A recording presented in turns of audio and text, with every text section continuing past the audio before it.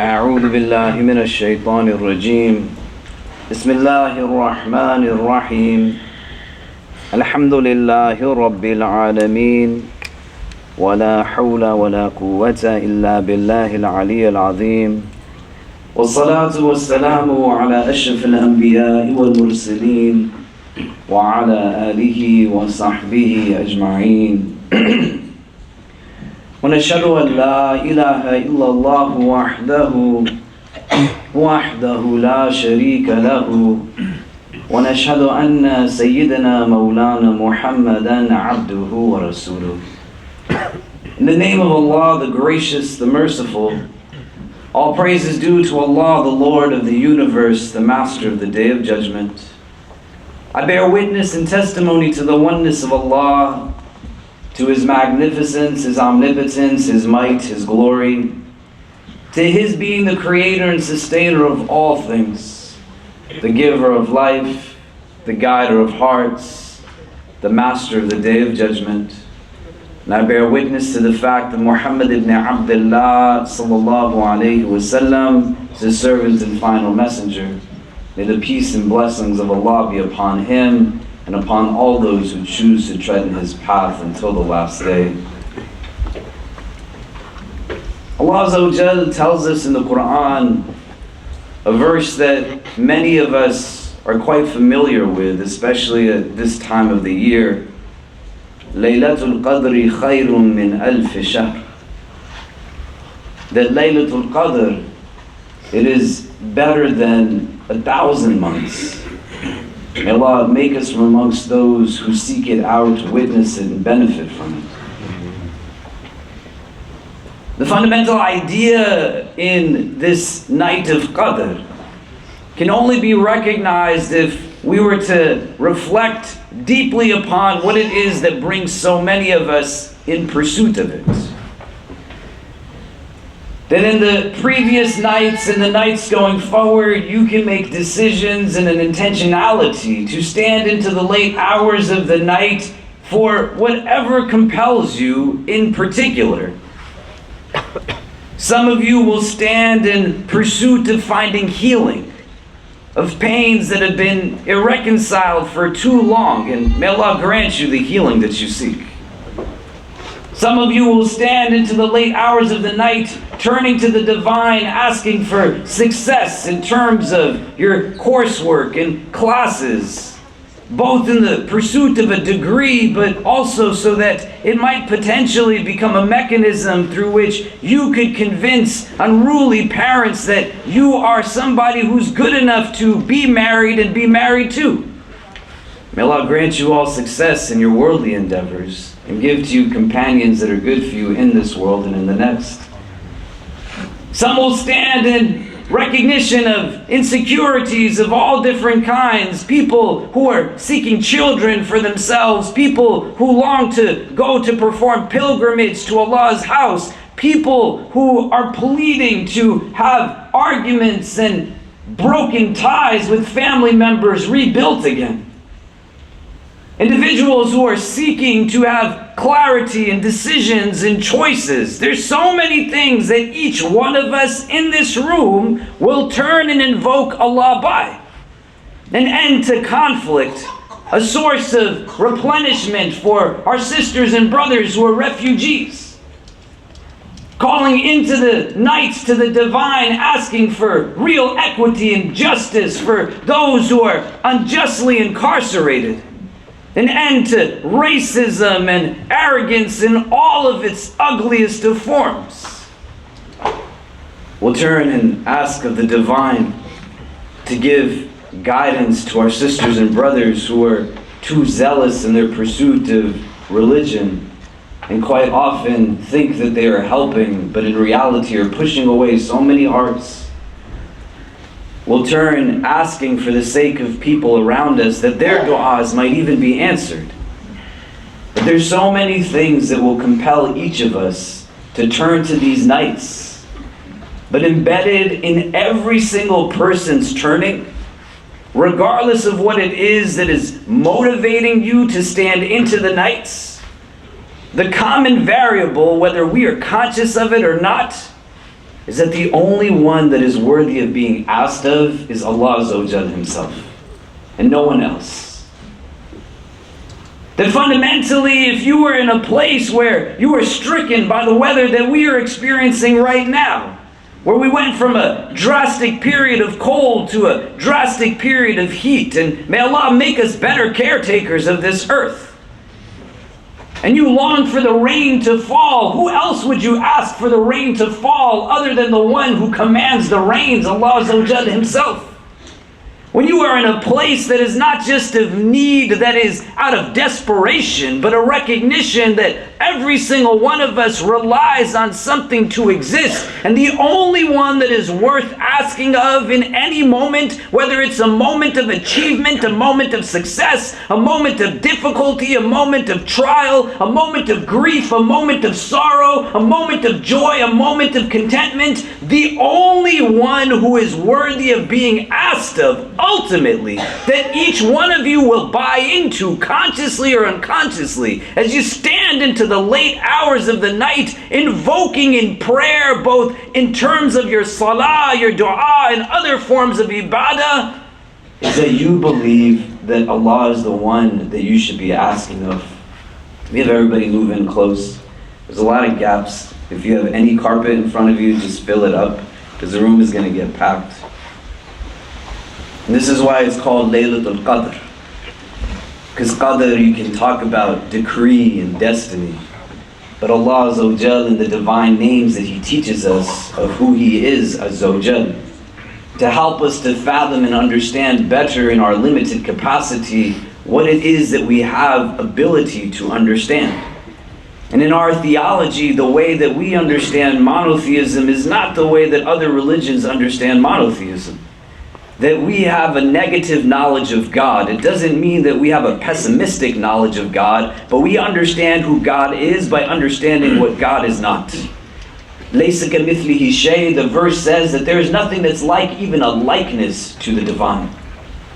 And so you start to build a reflection and understanding. And when we have Laylatul Qadr, we are understanding that Allah is Al-Qadir, that He is Al-Qadir, that He is Al-Muqtadir, that all and every form of power and every manifestation of power and control is with the divine himself.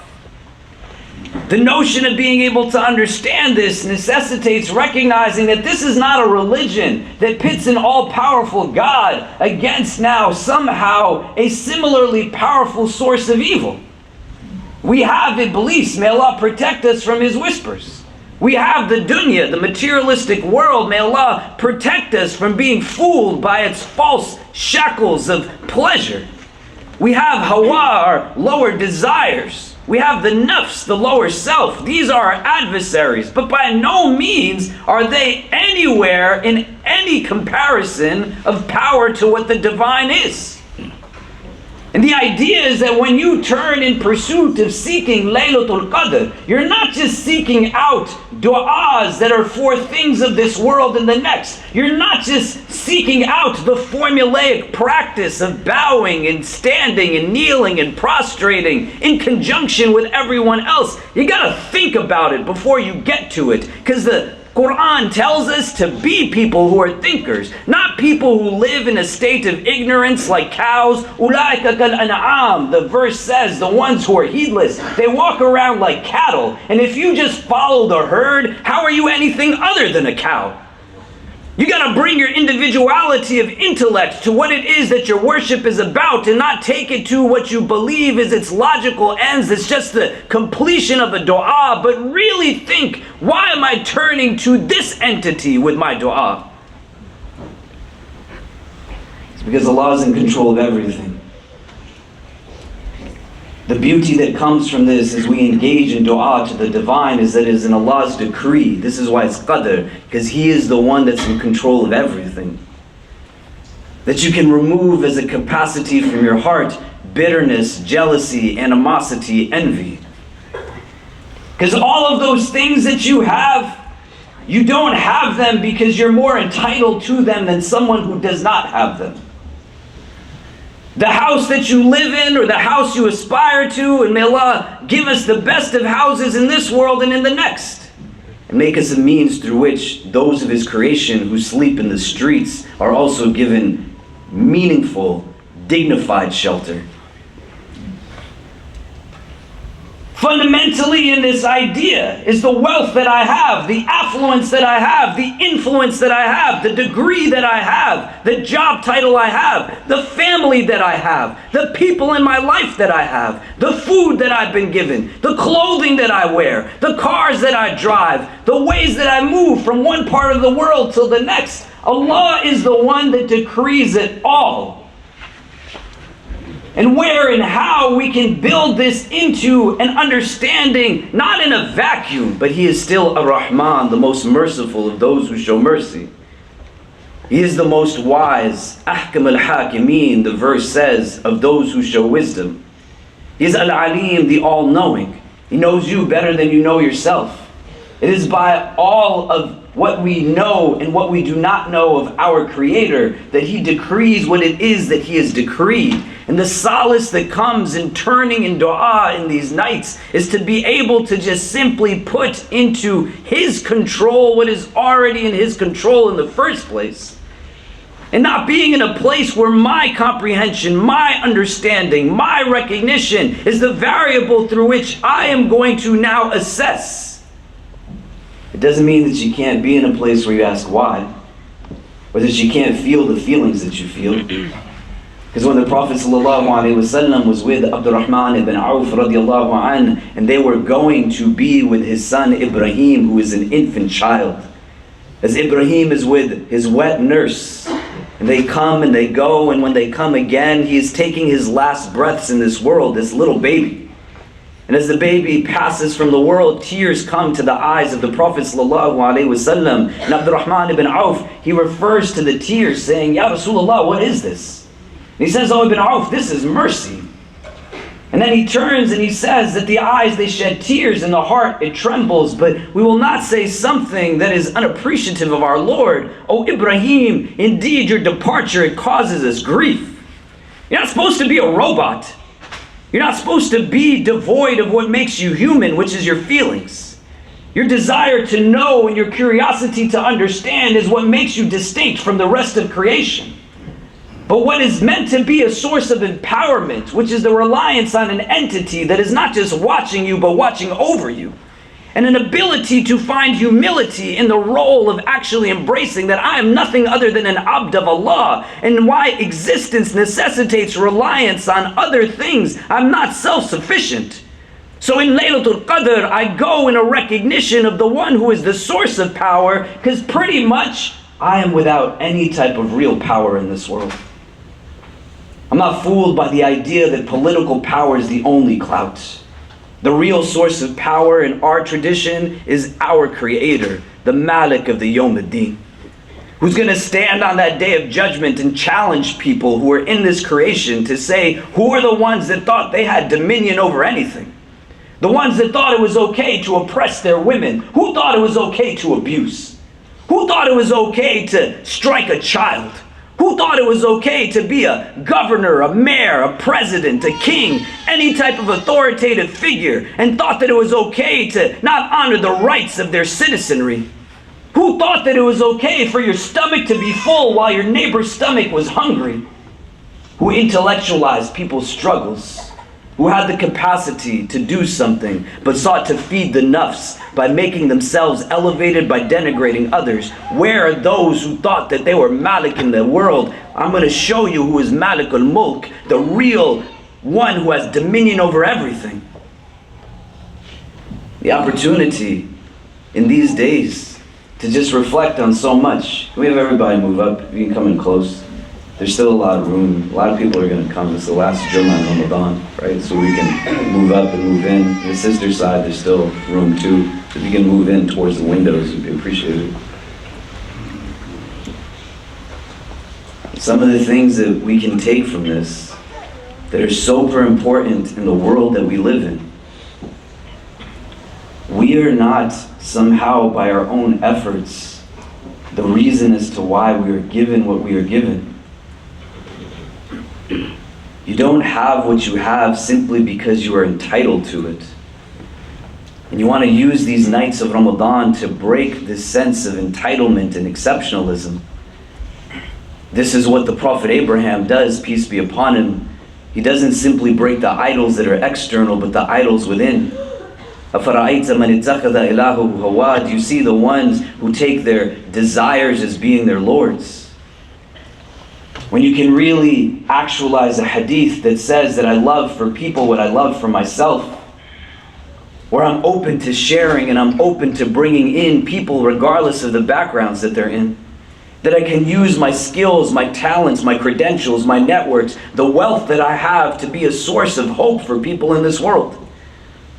Fundamentally, it all gets rooted in this idea of what is all of this about, and do I believe on this last day of Jumu'ah, in this month of Ramadan, may Allah accept from us all that we have done thus far and make us from those who get to witness the day of Eid and celebration of actual achievement of what we accomplished in this world. Do you think that what you have is because you deserve it? Why do you deserve your house more than the person who right now is walking on the street 2 days ago when the heat started going up? And I ran into a person, I don't know who he is, where everybody in Washington Square Park is dressed how they're dressed. No judgment, but just to give you an idea. This brother is wearing 5 layers of clothing.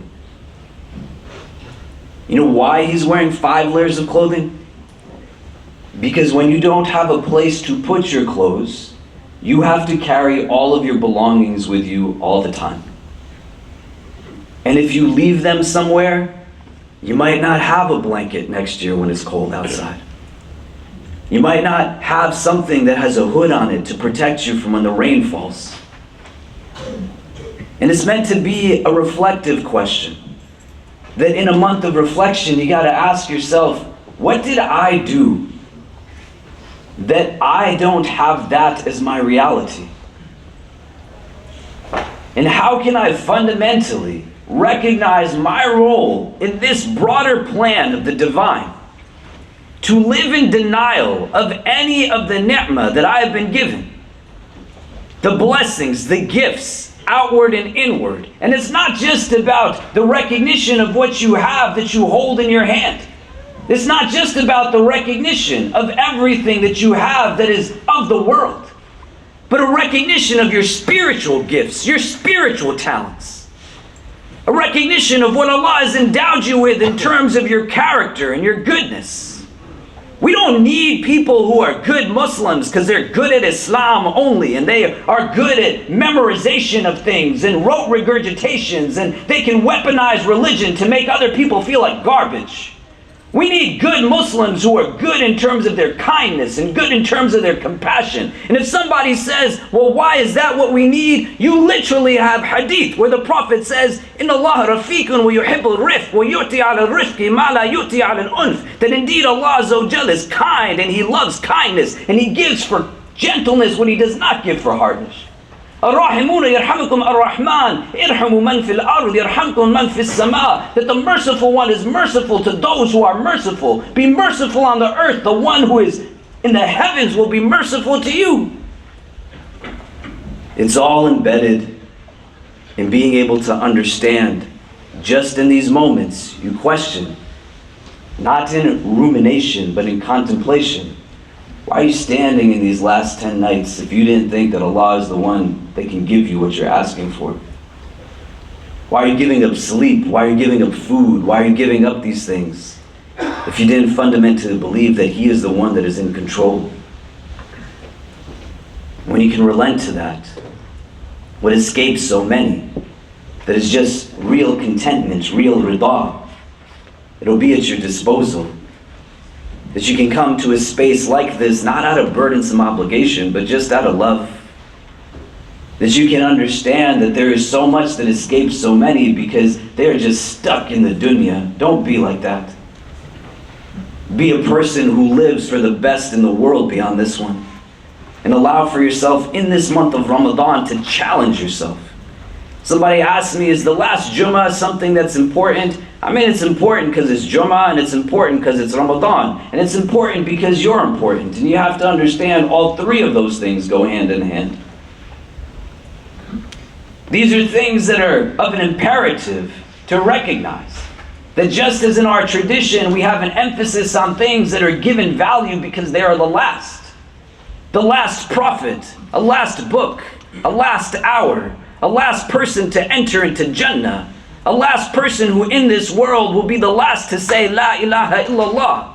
These are things that we find, but as much as there's an emphasis on the last, so too there is an emphasis on the firsts. There's a companion by the name of Uqasha radiallahu anh, who we don't really have so many hadith about this companion. The Prophet ﷺ is speaking to a gathering, and he starts to tell them about what it is that he has seen in terms of Jannah. And he sees individuals who have followers that are 10 in number, 5 in number, and he's describing these. And then he sees large multitudes of people, and he asks Jibreel, are these my followers? And Jibreel says no. And then he tells our Prophet to look to the horizons, and he sees just an inexplicably large number of people, and he says, that's your ummah. And he says preceding them are 70,000 individuals who they will enter into Jannah without any judgment. There were people who, of their characteristics, they did not turn to branding themselves, nor did they engage in ruqyah. They were not in a place where they took bad omens as indicators or signs of things. But they simply just put their trust, their reliance in Allah. And this man, Uqasha, he's hearing what everybody else hears. But he's the only one that hears it different. And he says, Ya Rasulullah, make dua to Allah that I'm from amongst those people. And the Prophet right then and there makes dua for Uqasha to be from amongst those people. And then somebody else says, Ya Rasulullah, make dua for me too. And the Prophet says, Uqasha, he has beat you to it. He's preceded you in this. He was the first.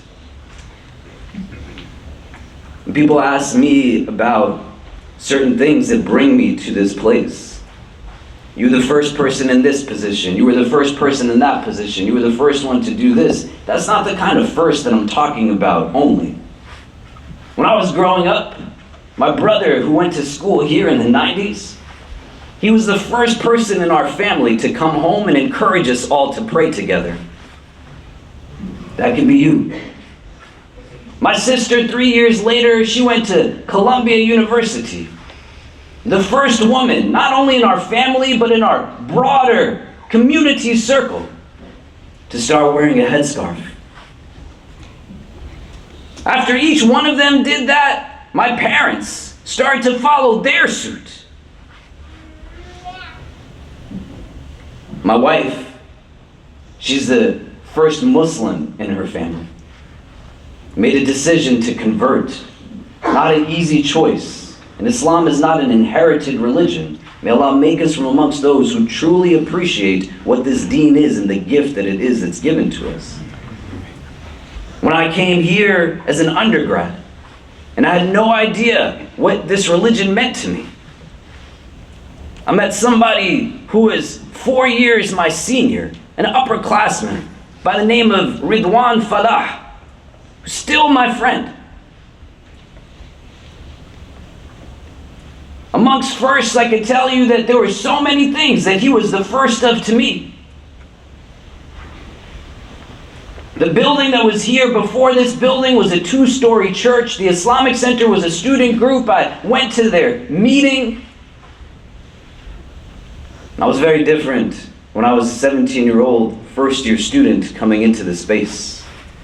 I had this long, pretty shiny Pantene Pro V hair. I was clean shaven, J. Crew up and down. I met this Indonesian man named Ridwan, who was carrying a surfboard in his hand. He was the president of the Islamic Center. And I had never met an Indonesian Muslim before, nor could I understand why is he standing holding a surfboard in the middle of the village. And he was the first person that let me believe that I could actually be Muslim. He smiled every time I met him. He was literally the type of person that when you would walk on the street and somebody would praise the shirt he was wearing, he literally in front of me would take it off and give it to the person. That the iftars that we have now, that have thousands of people over this month that come, there was times when Ridwan would get on a train and go an hour by himself to carry food alone back for those who were taking iftar here at that time, 23 years ago. The first one that taught me what kind of Muslim I want to be. Don't be scared to be the first. Don't be scared to be the first that after Ramadan you continue to go and pray Maghrib in congregation. Don't be afraid to be the first who keeps fasting once the month is done. The first who still gives in charity. The first who is still mindful of gossip. Be the first to wear hijab. Be the first to read the Quran. Be the first to dare to be bold enough to be outstanding by not be afraid to stand out. Be the first who is courageous enough to be in your lineage, the one who will stop generational trauma from being passed from person to person. Be the first who is willing to say that the things that were put into my heart as a child, I don't want to pass those on to anybody else. Be in a place where you are bold enough to turn in these nights to the source of all power, to ask of you to be one who does only what is good. You can still be in a community, but still be able to recognize what your individual potential is and the capacity to make sense of what all of these things really mean. These nights are blessed nights. Don't forgo them in any way whatsoever. It might not look the way somebody else's does. If you can't go to a masjid, or the masjid that's near you is not welcoming of you, let it go. Don't carry the toxicity in your heart. Just pray in your house. That's okay. Make dua, engage in reflection, give in charity and kindness. But embrace the idea that it's okay to be different, to take paths that other people don't take if those paths are the ones that are actually from amongst the Sirat al-Mustaqim. You're turning to Allah and asking Him to guide you to it, not so that you just know that it's there, but so that you could actually tread it and walk it. And allow for yourself to understand the impact that you have on those that are around you. But be in a place where you understand that these nights are for you. When we turn, it's not just so that my dua is heard a little bit better, but so that I can understand a little bit better what the point of the dua is in the first place. That there is nothing worthy of worship except my Creator. And that I live in this world on His terms, not my terms. I'm so grateful for everything that I've been given. And I understand that it's not because I'm deserving of it in some way. And that's why I'm going to treat it with that much more appreciation and gratitude. Because it could have been different. You know, the last day, man, subhanAllah, how many people have reached out to me to tell me about loved ones being sick, people passing away, both in circumstances that might be easy as well as difficult. A good friend of mine last night messaged me as we were finishing up our prayers here.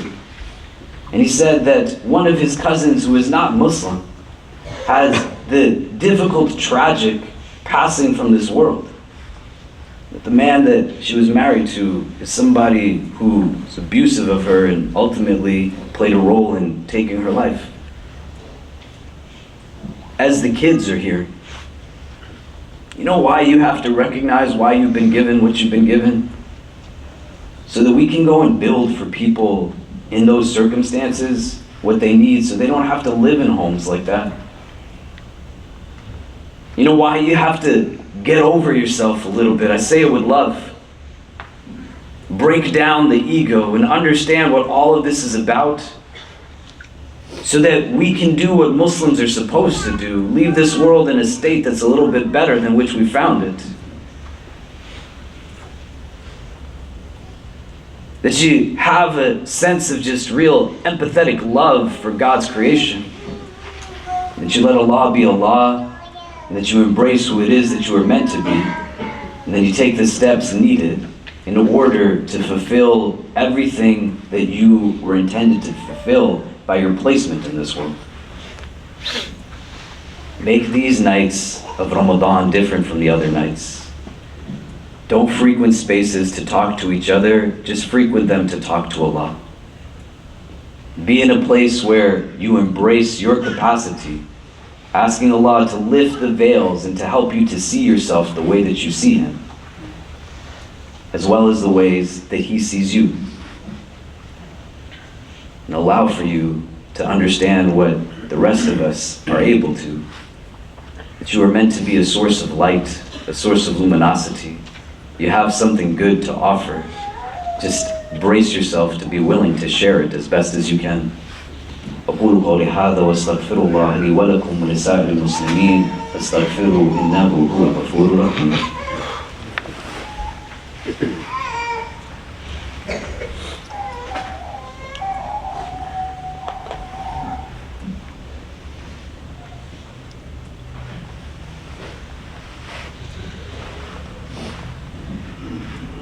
إن الحمد لله نحمده ونستعينه ونستغفره ونؤمن به ونتوكل عليه ونعوذ بالله من شرور أنفسنا ومن سيئات أعمالنا من يهده الله تعالى فلا مضل له ومن يضلل فلا هادي له ونشهد أن لا إله إلا الله وحده لا شريك له ونشهد أن سيدنا مولانا محمدا عبده ورسوله. Tonight, inshallah ta'ala, we are going to be hosting our annual Grand Qiyam program. It'll be taking place on the 10th floor of the building next door, along with all of our programs that we're doing today. Our pre-iftar halaqah, which I'll be leading, our iftar from Isha till Fajr will be in the space there. Try to come for whatever part of the night you can. If you can't make it, then try your best to engage in something that gives these nights the meaning that they're intended to have. A few quick things before we make dua. Incumbent upon each one of us who has reached the financial threshold of what is called the nisab, that in this month of Ramadan you have a particular charity that is due that is called the Zakat al-Fitr. It's calculated in the Sunni tradition, $15 per person for yourself and any dependents that you have in your family. The Shi'i traditions, $10 per person. These are minimums, you can give more than that. The recommendation quite often is that it's given in the days immediately before Eid or on the day of Eid, the morning itself, but in the circumstance that we live, that we are not in this communal setting the way historically it is, you want to give it now so that the money gets to people in need before Eid. The reason for this is that it serves twofold purpose, this Zakat al-Fitr. One, it's meant to be an expiation for any inadequacies or shortcomings that we might have in the course of our month of Ramadan. The way that if you make a mistake in your prayer, you engage the prostration of forgetfulness to compensate for it. The Zakat al-Fitr is a compensation for anything that might have been deficient. May Allah accept from all of us. And the second is that it's a mechanism that those who are in need can actually celebrate the holiday also. So if you wait until you come to Eid prayers to give it, then you're not thinking about it in any way other than for yourself. And you're thinking about it only as the fulfillment of an obligation.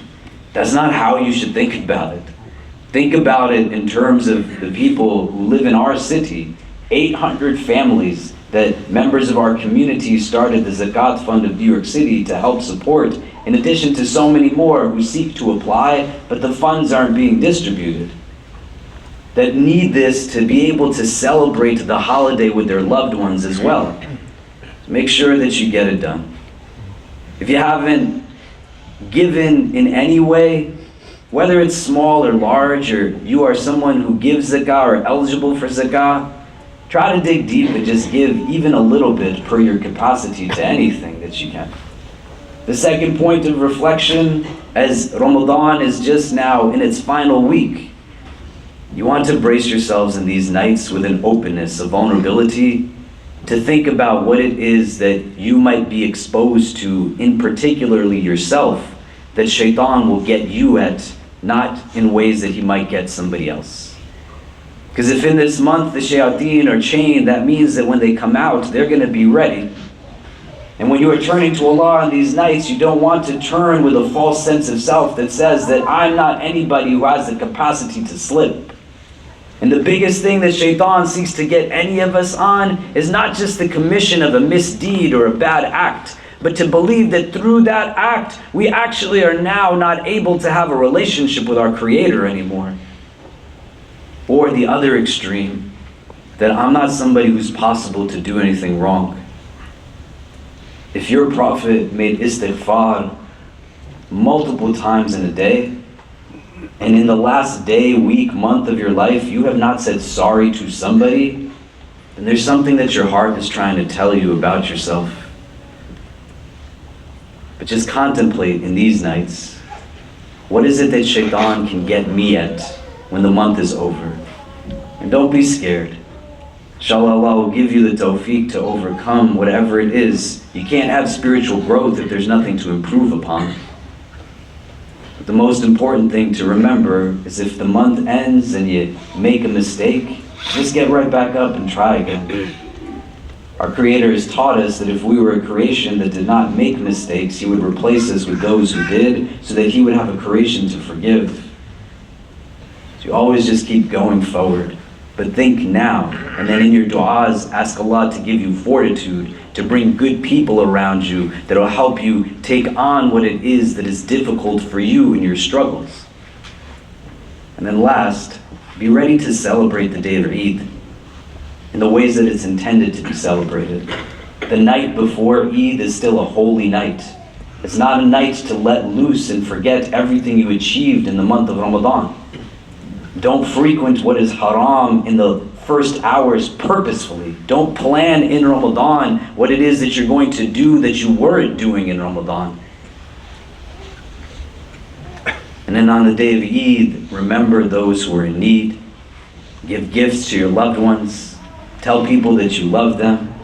Remember all of our brothers and sisters who pretty much, I don't even know how many people at this point have come and taken their shahada here just in the last couple of weeks, who don't have family members that are Muslim, and they still have an Eid to celebrate, and who will be the one that is inviting them or encouraging them. Even if they don't accept the invitation, it just means something different when you can turn to somebody and say, hey, why don't you come and spend some time with me? So that they know that they are recognized, they know that they are remembered. And then allow for yourself to make concrete an understanding that you can take from this month whatever it is that you choose to. That it's not meant to be an escape, but it's meant to be a mechanism through which we enhance the reality that the remainder of our time in this world is exposing us to. Inshallah ta'ala, Allah Azza wa Jal will accept from all of us. Inna Allah wa malaikatahu yusalluna ala nabi ya ayyuha alladhina amanu sallu alayhi wa sallimu taslima. اللهم صل وسلم وبارك على سيدنا محمد في الأولين وفي الآخرين. اللهم صل وسلم وبارك على سيدنا محمد وعلى آله وصحبه وبارك وسلم يا أرحم الراحمين. اللهم إنك عفو كريم تحب العفو فاعف عنا. يا مقلب القلوب ثبت قلوبنا على دينك. اللهم اجعلنا من المخلصين. اللهم اجعلنا من المخلصين. اللهم اجعلنا من المخلصين. We begin this supplication in your name, Ya Allah, and beseech you to send your choicest salutations upon your most beloved sallallahu ta'ala alayhi wa sallam. We ask that you shower your infinite mercy upon this gathering, granting each and every one who is present here and our loved ones only the best in this world and the best in the next. We ask Allah that if all of us are meant to be together only at this time, at this place, whether we are young or old, male or female, regardless of our race, our ethnicity, our social class, our country of origin, our cultural heritage, whether we are Muslim or come from a different walk of life, Ya Rabbi, If our individual hearts are meant to be in the presence of all other hearts that are gathered here, only at this time, at this place, then gather us all together again in the best of places in the world beyond this one. Increase us, Ya Allah, in all that is good. Make us from amongst those who benefit from this month of Ramadan. Allow for each one of us to take from it all of the lessons that we have learned, those that were given to us with ease and those that were given to us with difficulty. Grant us the healing that we are yearning for, Ya Rabbi. It is not our stomachs that are hungry or our throats that are thirsty, but our hearts are parched and they long to be revitalized. Make these coming days a means of replenishment and rejuvenation for us, Ya Allah, and allow for us to take from them each and everything that we can. Let not any one of us hurt another person in these nights and days, Ya Rabb. Let us not be the reason as to why somebody feels as if they cannot belong. Let us not be from amongst those who are silent when others speak out of ignorance and idiocy, but make us those who are bold enough to speak out in ways that are pleasing to you. Help us, Ya Rabbi, to be filled with an unbounded love that lets us go out for the sake of your creation to live this day as best as we can. Fill us with a love of ourselves that is rooted in all things that are good, rather than a sense of insecurity that makes us deprived of being what it is that we can fully be. Help us, Ya Rabb, to seek forgiveness from those that we have wronged, to forgive those that have wronged us, to tell those that we love how much we love them, and let not any one of us ever feel unloved. Through this month of Ramadan, Ya Allah, help us to recognize your presence and make us from amongst those who put our trust only in you. Help us to appreciate all that it is that you have given to us, and then to take those gifts and use them in ways that are only pleasing to you. Help us to reflect in these auspicious nights in ways that are productive, and help us to grow, to contemplate and find meaning in things that escape so many. And at the end of it all, give to us a concrete contentment, a balance that helps us to move forward in the face of any moment of grief and tragedy, in the moment of any joy and success, in the moment of anything that we experience in this world, only in ways that are pleasing to you. Bless this community always, Ya Allah, and make us always a source of light for your creation. Help us to stay firm to your teachings, to your book, to the sunnah of your messenger. Peace and blessings be upon him. And forgive us when we don't step up in the ways that we do. Thank you, Ya Allah, for the gift of a good community. Thank you, Ya Rabbi, for the gift of good brothers and sisters. The gift of being able to stand side by side in prayer with those who understand how at times this world is so heavy and hard. The gift of being able to turn to a place where even when we're surrounded by so much that is not in line with our ethics and values, that we can still find comfort and meaning and solace here. Thank you, Ya Allah, for all that you have given to us. Make us from amongst those who recognize that you are the giver of these gifts. Let us not be from amongst those who are scared to share everything that we love in our lives with those who are waiting for us to share it.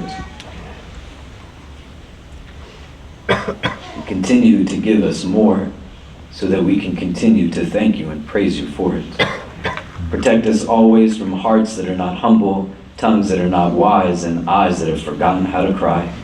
Forgive us for our shortcomings and guide and bless us all. ربنا تقبل منا إنك أنت السميع العليم وتب علينا يا مولانا إنك أنت التواب الرحيم وصلى الله تعالى على خير خلقه محمد وآله وصحبه أجمعين برحمتك يا أرحم الراحمين وأقيم الصلاة